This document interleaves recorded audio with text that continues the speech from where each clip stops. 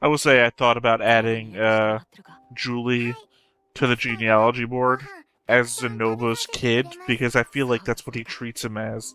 I'm sorry, that's what he treats her as, like an adoptive daughter. Hey everybody, welcome back to another Stone Face Reactions. I'm Theta, and we are back in another episode of Mushoku Tensei. First off, though, we have a comment from Go Go Gadget Rectal Punch, great name, from the episode Eris the Goblin Slayer.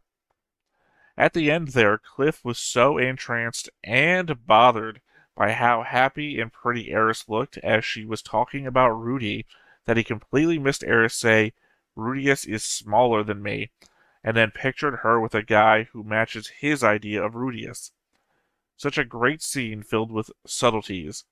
It shows how strong Eris thinks Rudy is and how much she cares about him by what she says and how she looks when she talks about him. And it shows how insecure and in love with Eris our boy Cliff is, that he's captivated by her and how he completely misses what she's saying after she mentions Rudy with her own look of captivation.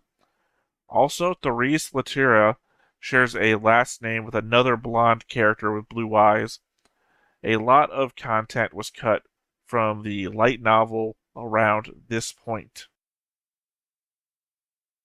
I don't know what character you're referring to. Latria? Latria. No. Hold on, let me bring up the board real quick.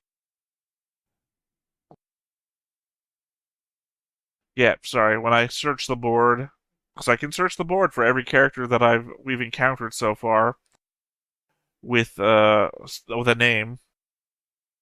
The only character that appears when I search, you can tell because it's a little yellow in their name for the bits of the letters that I searched for, is Therese herself. So I don't know what character with a last name Latria you're referring to. I guess specifically because I think I mentioned before that there are background characters that look like they're animated more than other background characters. So if you're referring to a background character that perhaps we've seen but haven't been named yet, then that would be something completely different. Otherwise, Theresa is the only one with that last name that we know of. Well, unless you're saying Miko has that same last name, but then again, I didn't get the impression that Miko had that last name. I'm gonna say the words last name 1,000 times in a row, and hopefully you'll get what I'm talking about. Sorry, I just hate when I repeat words over and over again. And zoom out of here a bit. All right, let's go into notes. So I suppose this will make Ellen Lee's Paul's grandma-in-law, as she will be Paul's son's wife's grandma. Thinking about that had me do a little bit of extra work on the board, so I'm coming closer to what I had originally been doing when Griff and I were watching the show. Um, I guess this is a little bit of a surprise from my end, in that I've been obviously zoomed in on the board a little bit hard, because if I scroll a little bit to the side, you'll notice this big old black bar has just been sitting here that I've been trying to carefully avoid. I'll just go ahead and delete that, and you'll see that I've been trying to put together family trees on characters that have relationships to one another or family. I guess I'll go ahead and start on this end where it becomes very generic. These two are obviously siblings, as we learned already. Uh, and I was going to not put them on this bar because it didn't fit what I was doing, but since they're siblings, I didn't want to just put them here with like a bar across from each other, so obviously they have a mom and a dad. So boom, there we go. Then we have these two. They are half siblings, I believe, is the reference. But given the way royalty, right, they both share a dad. So, assumedly, Grabble's mom was the queen, so that's where Grabble's mom and Asura's dad comes from. I know it's probably weird to call him Asura's dad, but then also be Grabble's dad. But you know what I'm talking about. And then she had a different mom, but also her king was the dad. So there you go. And then moving down the list, we have the Shirones. There's Mystery Shirone. I can't remember who the name was, but the one Zenoba killed as a kid.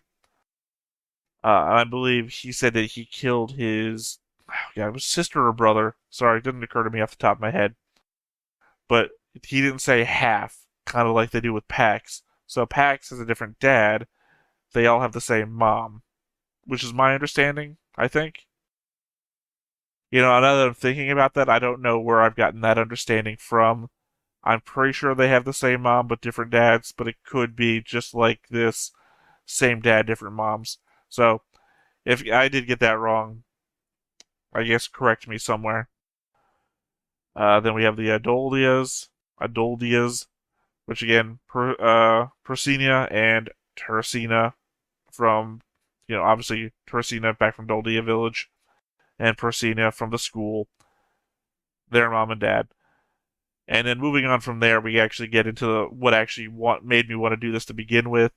Not these ones specifically, but we'll get into actual families which have more in-depth.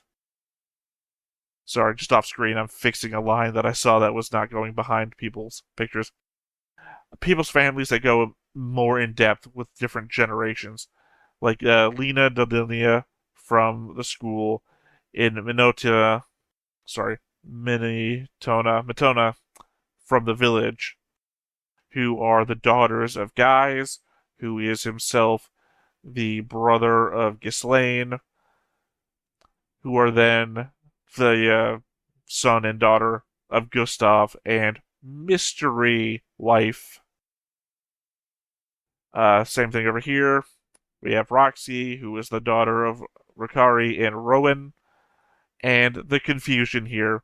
I don't know who Raucus is in this relationship tree.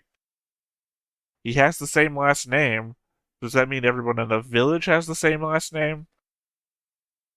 Either way, being unable to connect him, I just did this little cute little dot thing, indicating there's some degree of separation between them and him. I think he's related. I'm not sure. We have Sylphette, who is obviously the daughter of Laws, who is dead, as you've indicated to me, because you didn't indicate it to me. Sylphette indicated it to us when she got pissed off at Nonohana. So,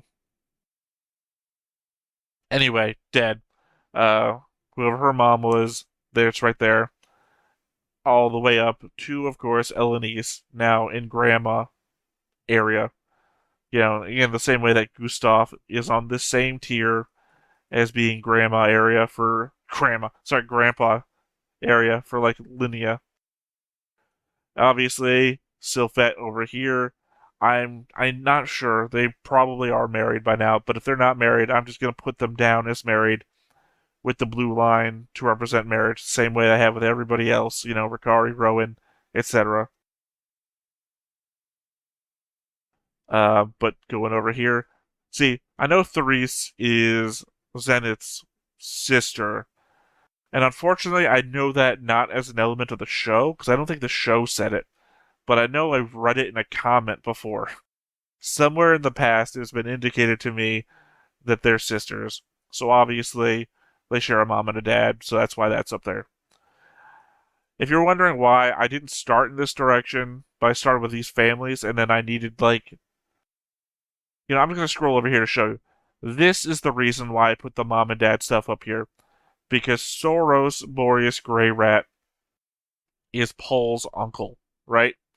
Which indicates that Paul's dad was his brother, and I wanted to represent that on this board, so that's why Paul's dad is here, to represent that he would have been Soros' brother. And then Paul's mom, because obviously if I put Paul's dad, I'm going to put Paul's mom.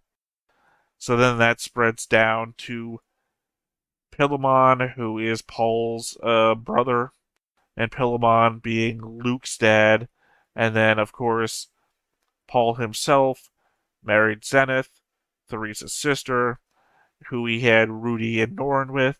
And then, of course, we've got Lilia, who he marries after his infidelity, who has Aisha. And then we go back over here to Soros, again, Paul's dad's brother, so Paul's uncle, who had Philip, which I guess I should have had Soros's wife or something over here, because I did this one first and then decided to do everything else second. So, Soros over here, who had Philip, who married Hilda, and then had Eris. But still, as you can see in the family tree, is related to Rudy. So just, I guess, whatever. And then because I was putting everybody else's family down, I had to also remember Ada, and who is Somar's mother, given that we've seen Somar twice now. You know, he gets rescued in the Demon Continent, but he also bullies. He also bullies Sylphet back in Morius. But yeah, that is the work that I decided to do after hearing that Elenice was Sylphet's grandma.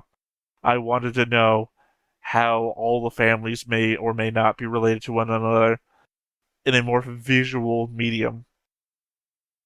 So we have the character interconnectedness stuff over here, and then we have the family lines over here. All so I guess mostly if you think of this side over to here, this little middle clip is now one larger connected family. So technically Elenice is now related to Soros, if you want. Or Elenice is now related to Theresa, in a way. Either way, it's what I spent my time on. I do have some notes, though. Some notes to go over from last episode, so I'll just leave that on the board as visible as it may be.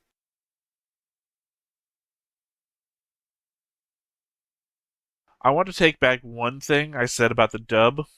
Rudy's internal monologue has actually grown on me.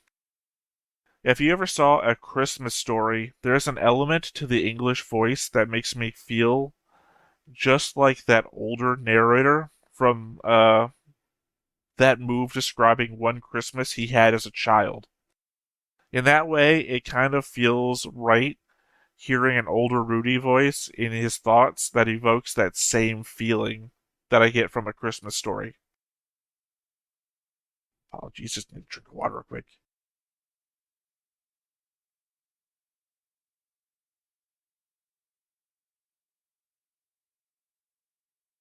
So, much like I've done with certain Gundam reactions, I decided to go over this season's opening for clues now that I've seen it, what, twice? Maybe once. I can't remember how many times I've seen this season's opening. The first thing to jump out at me is a scene with Norn and Aisha on the back of a wagon together looking happy. More than that, though, Rudyard is behind them, standing next to what I think is Ginger York. It's not a long shot, so hard to tell. Sorry, sometimes I don't know what I mean in my own notes. It's not a long shot. I think it's what I mean to say is that she's not very clearly shown, whoever she is standing next to Rudyard. It just, I remember specifically what Ginger looked like riding in the wagon at the end of the PAX storyline. And it very much looks like that character to me. So if I had to guess, that's the person I think it is. Then we have a shot of what seems like Lilia comforting Paul in some sort of great hall. We've got Aisha doing maid work at what looks like Rudy and Sylphie's house, which I don't know how to feel about. It's one thing that they dressed up this little girl as a maid from the start, just because her mother was a maid, but now essentially training her to be a maid, not really giving her much in the way of prospects. Especially if we consider Norn, who looks to be attending the Magical Academy.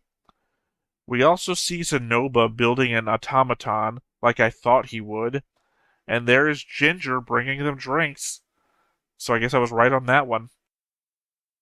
So if Norn is at the school and she was on the wagon, then I feel vindicated that that must have been Ginger. We also see what looks like Roxy resting in a watery cavern. So I have to assume she is in the labyrinth that appeared to be underwater like last season.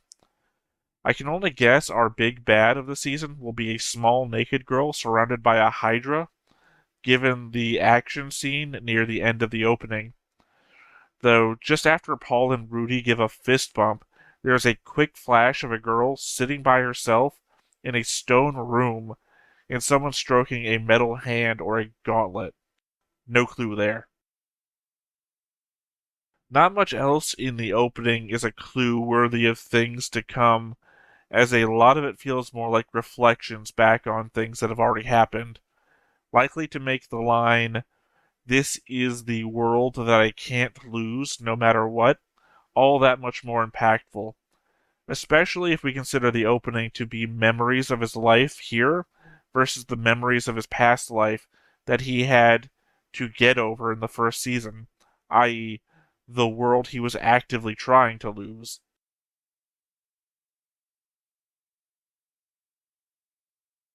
I have to wonder what the point of having a robe that is resistant to poison is. He didn't say that it gave the wearer resistance to poison, and typically my clothes aren't alive enough to worry about getting poisoned.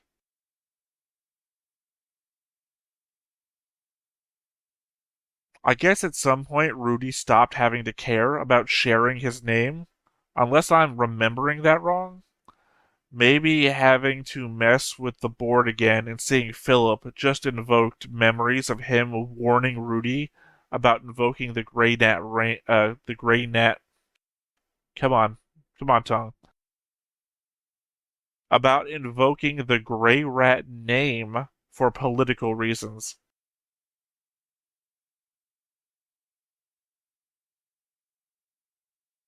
Seeing how happy Rudy and Sylphette are together makes me happy for them, but also makes me think of Eris.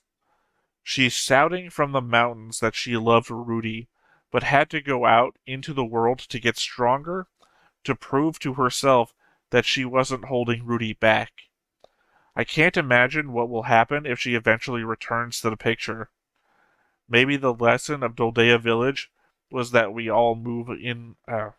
Sorry, throat is messed with me now all of a sudden.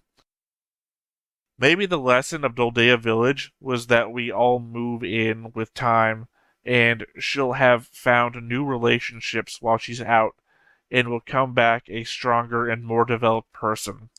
Like, as much as Rudy worships Roxy's panties, I don't feel like she's in the running to ruin a relationship, or that Roxy would drop what she has now to pursue him. I guess my worry is, sorry, I recognize that it came out completely wrong. What I meant to say was that I don't see Rudy dropping what he has now to pursue Roxy. I guess my worry is that Paul would end up being used as an example of what works in this world. Paul is a polygamist, and no one really seems to have a problem with it. I want Rudy to have only one wife, and that is my preference. Not to turn into something more of a harem anime than it seemed like he might have been in season one. So yeah, I'm end of the day, I want Rudy to be happy with Sylvette if that's who he chooses to be with, and I don't want him to be like Paul, who has two wives. It's not what I'm looking for relationship wise. I want someone to settle down. I don't even know if that's because I did the whole thing about the opening, breaking down the opening first. But very much every time you see Rudy in his happy childhood life, and it's how happy the family is together too. That's what I want more of. I want to settle into that. We don't have to go on adventures anymore. I just want a happy family. I'm still in a quandary about how you'd handle the Nanashi lie about coming from the same place. sorry, Nanahoshi, the Nanahoshi lie. You'd either have to resolve yourself to lying about it for the rest of time, or telling everyone important to you your secret about coming from another world, and hoping there aren't any godlike ramifications from outside, or serious problems from the people you've already been lying to. And again, what your parents would even think of it. This is a life-changing decision that gets answered on the spot with the lesser of the two options. I mean, what happens if Nanahoshi ever manages to create a teleportation circle that works? We already know she is banking on Rudy to send her off. If she is she going to tell no one? Even in this new friend group that they share, what about Rudy? Is he going to go off with Nanahoshi one day, then she just never comes back, never to be heard from again? This feels like an untenable lie from one end and a devastating reveal to the other. But eventually, I think a reveal is the only way to go from here. Again, it's like, you can't maintain this. I mean, that again assumes that Nanahoshi is going to succeed one day. If she never succeeds, then I guess you can keep lying on. Look, I grew up watching Three's Company, and the whole premise of Three's Company is that to get a cheaper apartment, Jack has to live with two women, and the guy who runs the apartment complex doesn't want a straight guy living with two women where he think it's a different era. What, 70s? Three's Company was in the 70s, free love and everything. So Jack pretends to be a gay guy living with two straight women. And every episode has something about Jack having to prove he's gay to the landlord, right? I feel like that's what's going on here. If Nanahoshi ever discovers how to teleport and she needs to use Rudy's magic, every day it's going to be, we weren't lying. This is why we weren't lying. You guys believe me that I'm not lying, right? It feels like it'd be a better band-aid rip if you just revealed it and see how it goes. Either these people love you for who you are and aren't going to be bothered, or I mean, again, that's my problem. It's so far beyond loving you for who you are. It's also the element of you've been lying to them for however many years now. There's so many ramifications to this reveal, and lying further, especially after the fact where Sylphette is already asked out loud, what about this thing? That now, no matter whenever you would reveal it, it is a continued lie, and Sylphette is going to know that you've been lying from that moment forwards.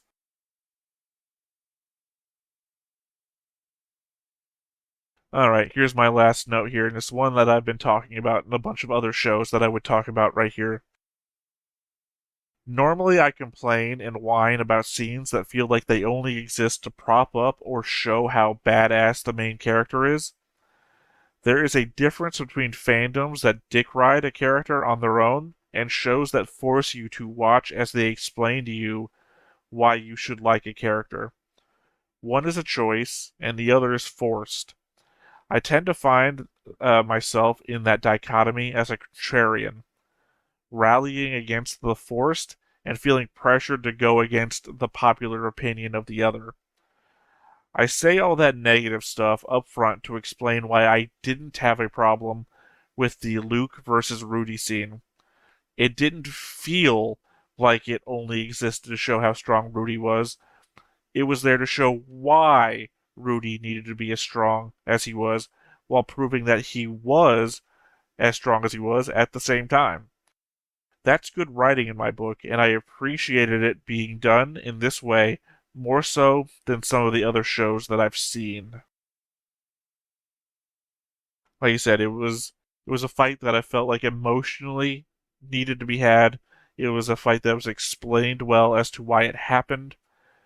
It was meant to show how strong Rudy was for the impact of that emotional reveal. So it all made sense to me about why it was happening and wasn't explicitly there just for Rudy's benefit or for you to like Rudy from the outside.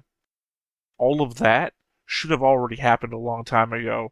This is for the emotional impact of the scene and for the psychological showing of what the characters are doing this for implicitly. So, again, so when I was saying stuff before and say one of my Ray Earth reactions about not liking how things were going on there, that was so I could then mention this here about last episode, the Luke Rudeus duel making a lot more sense there. But yeah, that is all of my notes about last episode. I do not remember. Oh, sorry. This episode was called Afar. I'm now just remembering that, which I believe. God, I don't know. I do remember pointing out last episode that in the opening, or no, actually, I just did an opening breakdown. Sorry.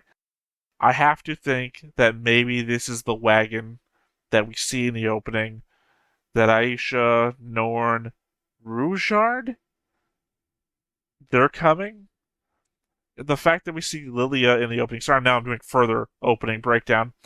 The fact that we see Lilia with Paul in the opening, it's some great hall that we've never seen before, or I don't recall seeing before, maybe implies that Lilia is traveling with Paul. We already know from last episode Paul's too far away to make the wedding reception. Therefore, maybe they're sending Norn and Aisha to live with Rudy while they're busy trying to rescue Zenith. We don't get any shots in the opening of Rougeard doing anything, so maybe he's just escorting them, and then he's gonna leave back to help Paul and company later. Just thinking out ideas here before we start the episode. So maybe Ginger has been watching over them, but didn't Ginger have her own kid? And we didn't see any. We didn't see a Ginger kid. Sorry, I'm saying we didn't see a Ginger kid, but I don't mean we didn't see a Ginger kid. Sorry, we didn't see a York kid in the opening. I don't think. So what happened to her kid, who was being held captive by Pax last season? If you don't know what I'm talking about, maybe I'm just going off the handle here. Maybe I'm thinking too hard about this. Yeah, I think let's go ahead and hop into next episode. If nothing that I'm saying happens this episode, then it doesn't matter, and I'll whinge about it more later. I'm not whinging. I'm theorizing. I'll theorize more about it after if it doesn't happen here. So let's go ahead and hop on into it. But before we get started, make sure that you hit the like button, hit that subscribe button, comment down below to feed that algorithm. On top of all that, if you want to watch more shows like this, unfiltered, uncensored, and uncut, as well as some early access stuff, you can check it out over on the Patreon. It's just $5 a month, but hey, no pressure. There's zero pressure in order to do that. It's just a little bit of extra support, and it would be greatly appreciated.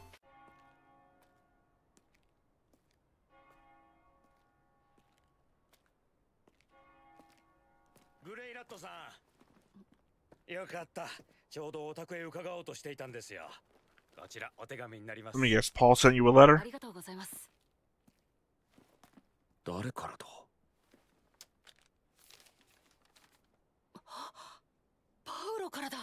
Ah, I'm good. I'm good at this. 魔法大学に入学するんだってな。おめでとう。いろいろあったが、お前がお前の道を歩いてくれるのを嬉しく思う。エリナリーゼから聞いたと思うが、ゼニスのことはなんとかなりそうだ。あいつにもよろしく言っといてくれ。俺たちは今、イーストポートにいる。Okay, so this letter got sent a long time ago, it feels like. ベガリット大陸はマ大陸の次に過酷な土地だ。子連れで渡るにはちとはばかられる。そこで、アイシャとノルンだけお前のところに送る。Ah, what'd I just say? I'm good. もちろん、子供だけで旅をさせるのも危険な話だ。また離れてやきもきするくらいなら連れて行った方がいい。そう思ってた時にある人物と再会した。お前も知ってる人だ。その人が子供たちの護衛を引き受けてくれるって言うんでお願いした。お前もあったら驚 I く。 mean, obviously, you don't have to keep a mystery. I already figured this out. I figured everything out. 器用な子だ。頭もいい。ノルンはお前やアイシャとは少々違う。お前のことも嫌ってるし、アイシャともあまり仲が良くない。兄貴として嫌がらずに面倒を見てやってほしい。とりあえずそんな感じだ。何でもかんでもお前に任せることになって申し訳なく思っている。よろしく頼む。パウロ・グレイラットより。 So clearly he sent that before he would have gotten the letter about getting married. 俺に対する信頼も感じる。信頼には応えねばならんな。長男だし。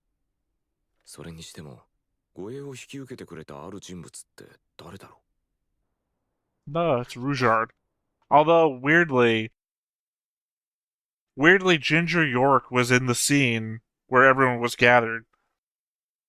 I guess maybe she feels an attachment after Lilia got saved.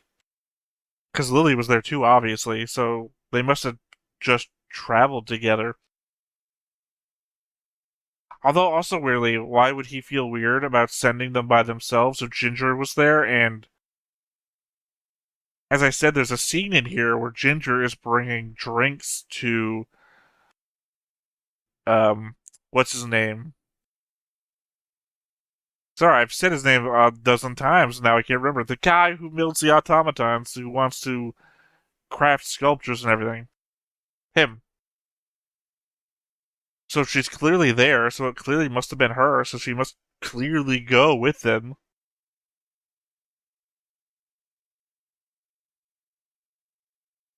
I don't know, I'm confused. But evidently she just comes anyway.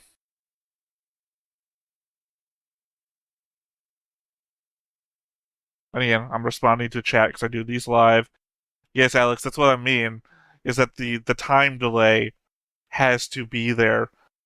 So he only recently sent the letter about getting married, which means that if Paul's getting this letter now, or Paul's sending him this letter, it must have come from well before.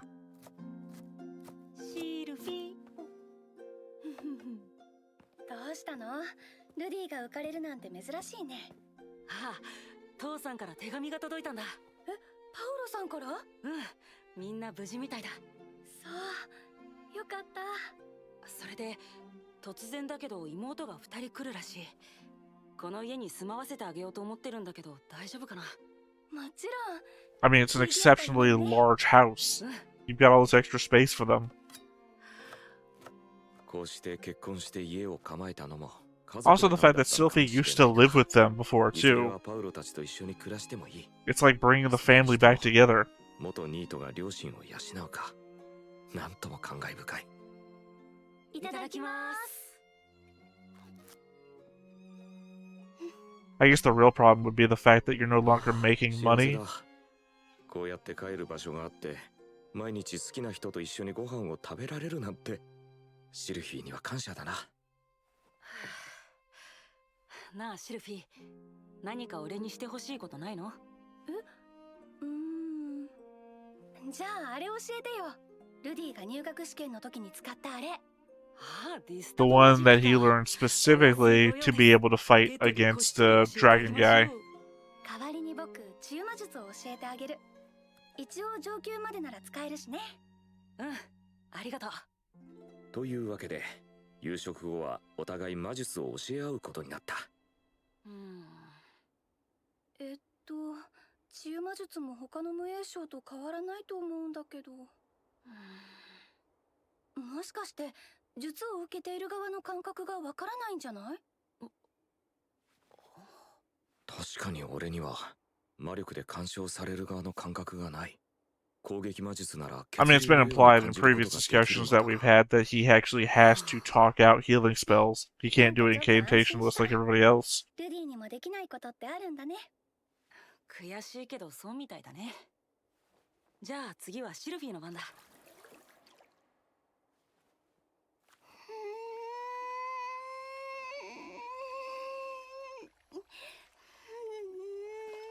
そういえばシルフィー。何？今集中してるから。俺たちの子供ってさ、やっぱり魔術の才能があるのかな？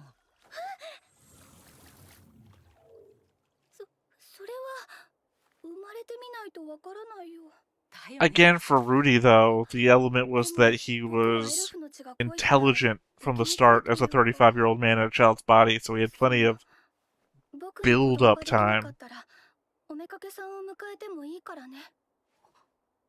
to work his magic circuits, I think is the word. 俺が欲しいのは子供じゃなくて、好きな相手との愛の結晶さ。愛してるよ、シルフィー。うん、僕も愛してるよ。 Though to be fair to Rudy, he does know a very friendly concubine a couple of towns back. 根を詰めて描いていた力作。七星にとっては2年間の集大成だ。I'm not wearing a mask. 一応この魔法陣が何をするものか聞いてみても。異世界の物品を召喚するわ。また転移災害とか起きないだろうな。大丈夫よ。 That's the worry. 理論上はね。その理論を聞いてみても。大きくかつ複雑なものを召喚しようとすれば、より多くの魔力が必要だと今までの実験で判明したわ。つまりこの世界の魔術にはエネルギー保存の法則が。 That's just basic science, Rudy. Come on. おかしいことは大抵魔力が肩代わりしているということ。なるほど。土魔術で中空に岩が出現するのは、辺りの魔力を岩に変化させているのか。じゃあ説明は終わり。 I mean, that's basically how Soul Society works in Bleach. I'm gonna bet soda. You're gonna pull soda or chips. 何かおかしい。魔法陣の光り方に滞りがあるような。Or nothing. I guess nothing was an option.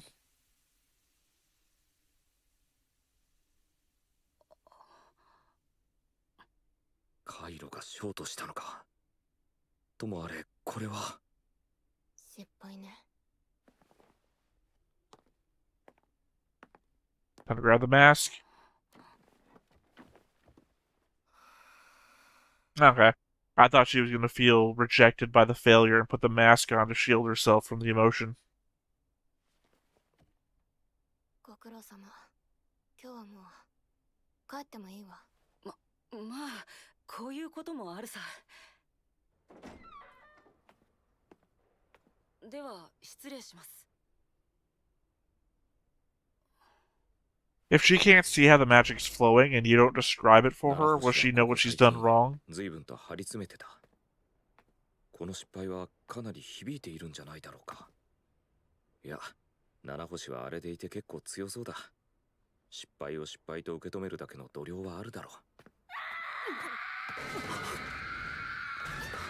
う。 Yeah, but say you can't just fucking assume that.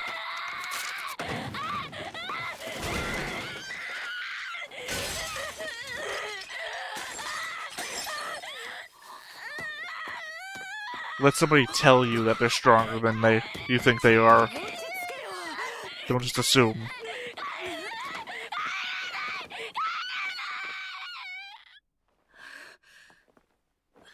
おい、大丈夫か？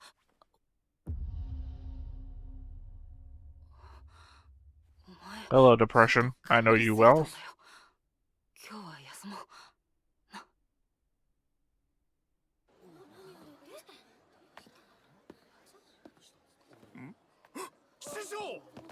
ザナバ、いかがなされましたか？七星がやばい。助けてくれ。病気ですか？似たようなもんだ。ならばまずは医務室へ運びましょう。師匠、ヨが運びます。丁寧にな。無論です。さあ、サイレント殿、道を開けろ。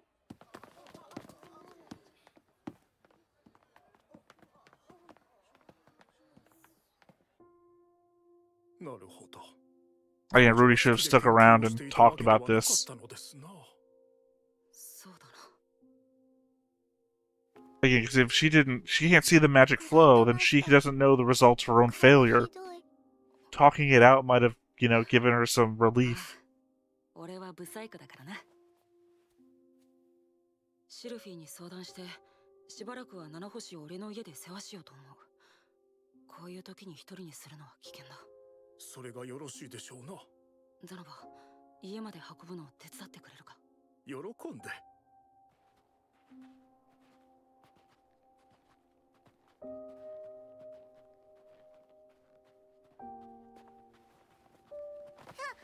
グランドマスター、何ですか？なんでもない。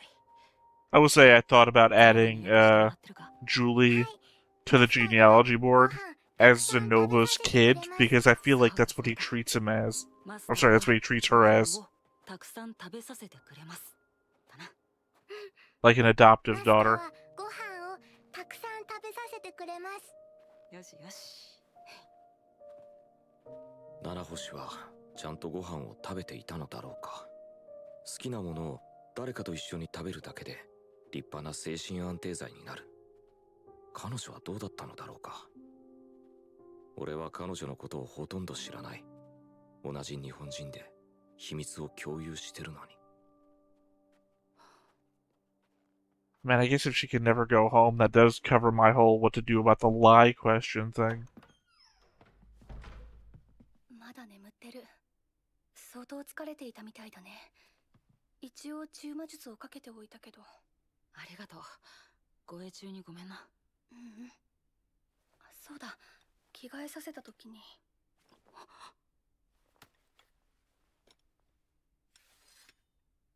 作業用のかもしれないけど。一応預かっておくよ。大丈夫ですか、サイレント殿は。さてな。何にせよ助かったよ、その場。いえ、師匠にはいつも。 The fact that there might be somebody else in this world from Japan other than these two 今のサイレント殿のような顔色をしております。 might... I mean, that might help them if we've ever found them. 聞いてもよろしいですか。俺もああやって無気力になって閉じこもったことがあっただけさ。世にはわからん感覚ですな。でも俺は Really? Not after you killed your own sister? 境遇が違えばああなっていたのは俺だったかもしれない。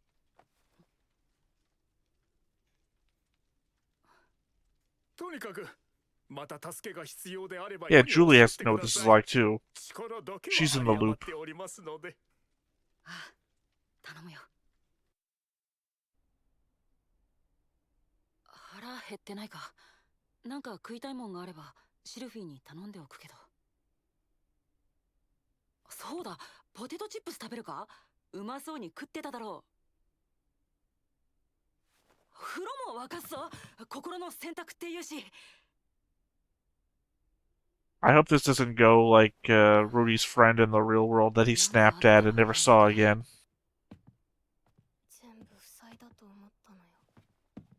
魔法陣は基盤みたいなもの。いくつものパターン回路を組み合わせることで一つの機能を作り出す。けれどどうしてもあの一点回路がつながらなかった。物理的に無理なのよ。つまり私は家に帰れないってこと。 Except empirically it's not impossible, because it happened once with you. さて、これを見てほしい。魔法陣か。師匠、これはどういう種類の？サイレントが研究している召喚魔法陣の図面だ。ちょっと行き詰まったからみんなの知恵を借りたい。しかし師匠、我々は召喚魔術は専門外ですが。まあ解決できなくてもいいさ。逆に分野が違えば出てくるアイデアも違う Sorry, だろう just し。 this sudden stroke of happiness because it occurs to me that these are things that they've both been missing in their lives when rooting is real life and これに繋がるのはそこか？ここに魔力を流すのに何かアイデアはありませんか？あっちとこっちがこうなってるから、これは難題だな。一から書き直せば、いやでも無理だな。多重構造にすればいけるのではないですか？多重構造？何の話だ？世の研究をしている人形はいくつもの魔法陣を重ね合わせることで一つの効果を生んでいる。 isn't that what she already described though? 始めたばかりでまともに魔法陣など描いたことはないのだが。待て、人形ってそこにあるこの間のやつか？ちょっと見せてくれ。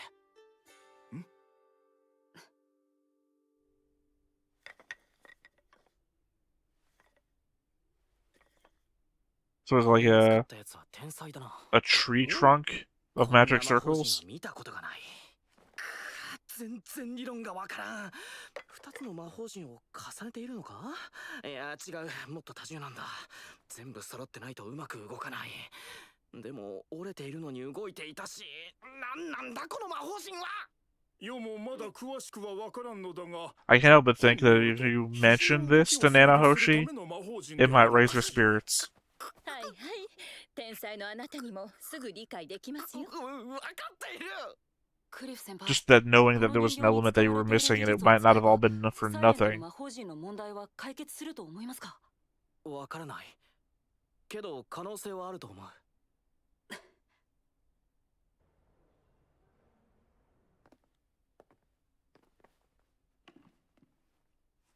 皆さん、例のものを。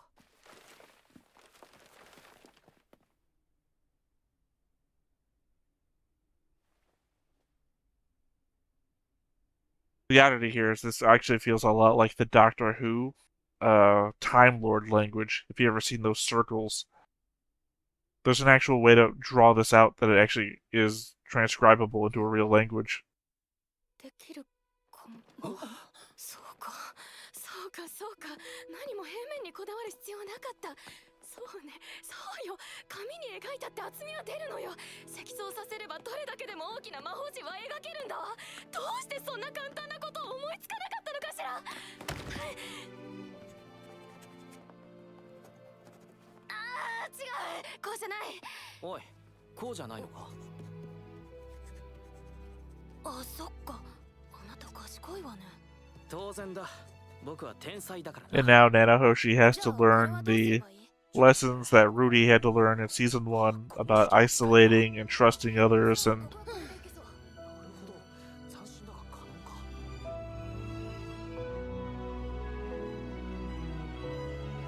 I guess the real sadness of this is that once Nanahoshi learns her lessons, becomes successful in all of this, she'll be gone.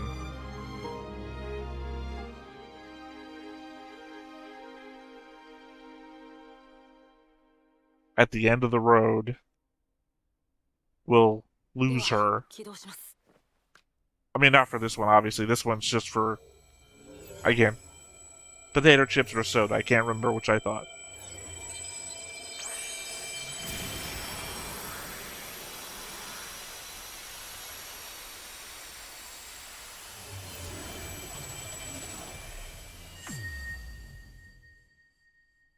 I was close. これはすごいですな。なんだこれは。ガラスか？違うな。もっと柔らかい。たかがペットボトル。よし。よし。されどペットボトルだ。成功ですね。これでようやく次の段階に進めるわ。積層構造の魔法陣、これを突き詰めていけば、おそらくどんなものだって召喚できるはず。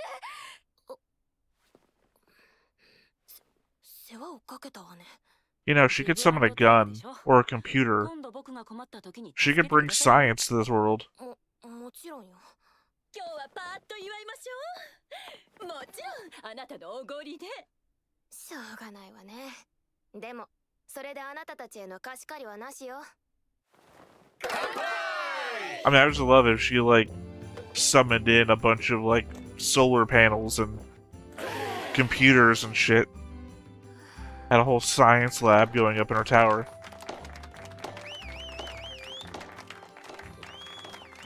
Imagine using a printer to print her layered circles. ありがとうございました。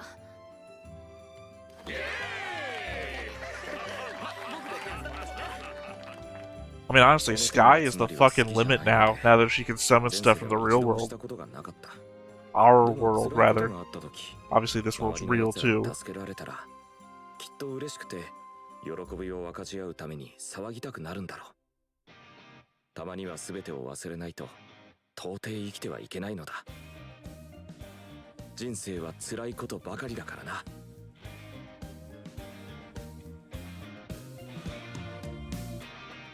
I mean, it's nice. It's nice that we're including a message with everything now. There's also the element that I guess didn't really get covered, the fact that she doesn't like this world, right? She doesn't want to be here. So it's kind of funny that the message of how to accomplish her goal of getting away from this place that she doesn't want to be in is to get closer to people here and form friendships and actually enjoy her time. I guess to the end point of when she finally gets to leave or gets to getting to leave, she might not want to anymore. Oh, it's a real catch-22, isn't it? It's a very good episode, though. But it goes right to what I said at the very beginning. When Rudy was walking out of the room, I was like, it seems like a very simple thing to have a conversation about because it doesn't seem like she's going to take that very well. And if he had that conversation with her, that she would realize that it might be a very simple thing to fix, she wouldn't have flipped out and her depression wouldn't have come so far out that it would have affected her so physically. You can't just assume that people are stronger than you think they are.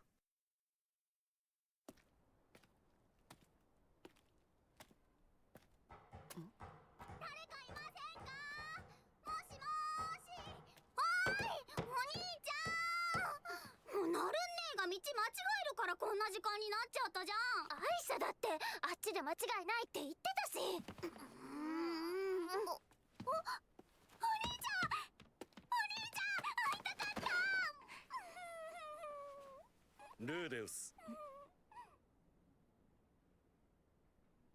久しぶりだな。はい、お久しぶりです、ルイジェルドさん。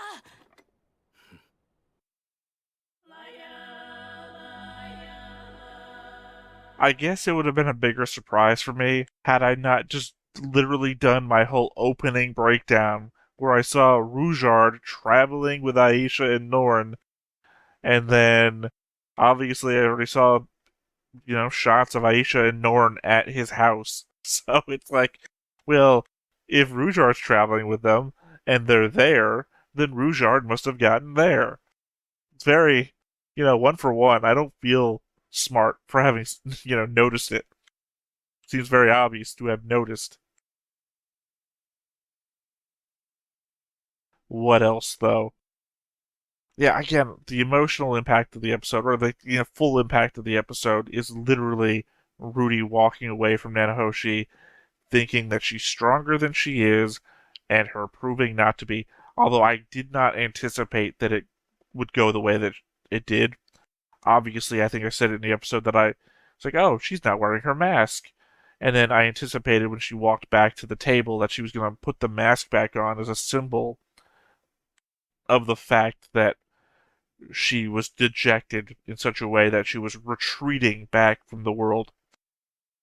Because granted, she's been retreated from the world the entire time she's been here. She said early on she doesn't like this place.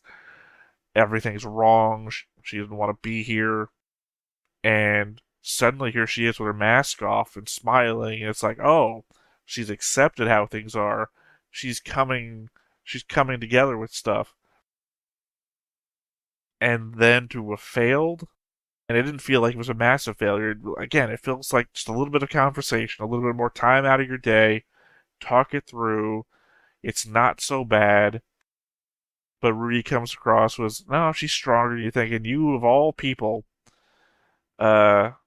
people, Rudy, should know what it's like to not be as strong as you think. Because again, I'm thinking back to the times where Rudy's parents are knocking on his door, leaving food outside, giving him heartwarming messages about how he'll get over it, how he's a strong kid, and he's sitting in his room in the dark, cursing them, cursing everybody, and then they just fucking die, and he doesn't even attend their funeral, which then leads to everything else.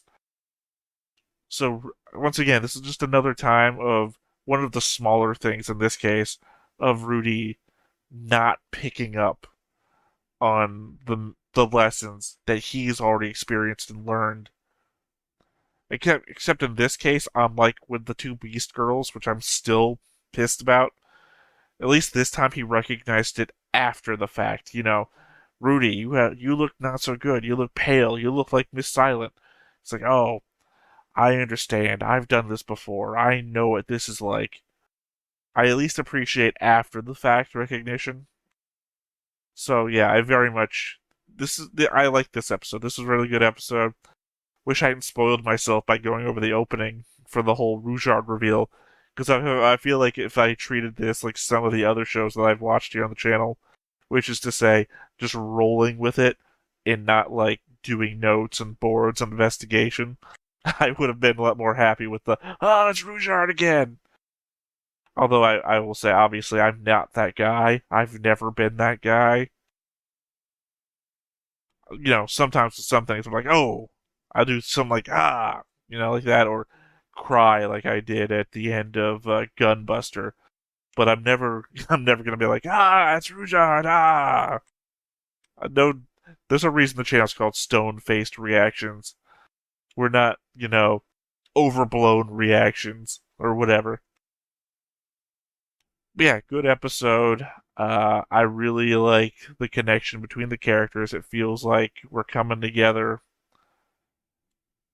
I almost wanted to say as a family, but we're not as a family. We are a very close-knit group of friends.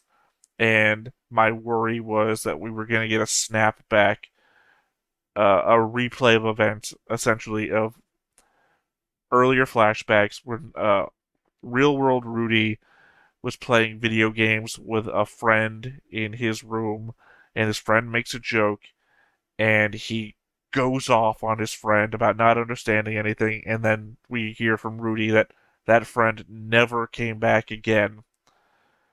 That Nanahoshi and Rudy were going to have that same sort of interaction, and we were going to lose Nanahoshi or something like that. And I'm glad that that's not what happened, and that more than that, we ended up in a situation where Nanahoshi was better off than she was before the depression.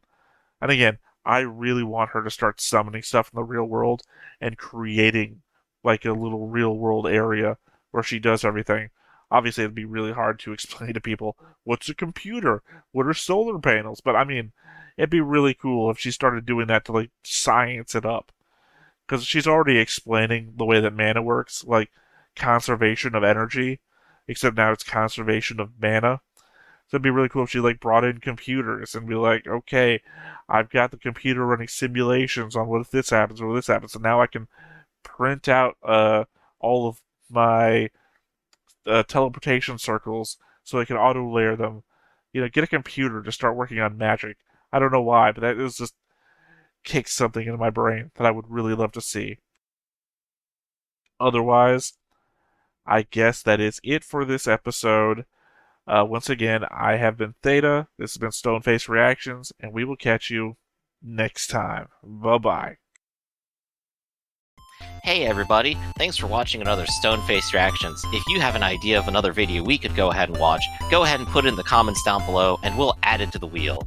Be sure to like, comment, and subscribe, and let us know what you thought about this video, what parts you liked. And until then, we'll see you next time. Is this too goofy?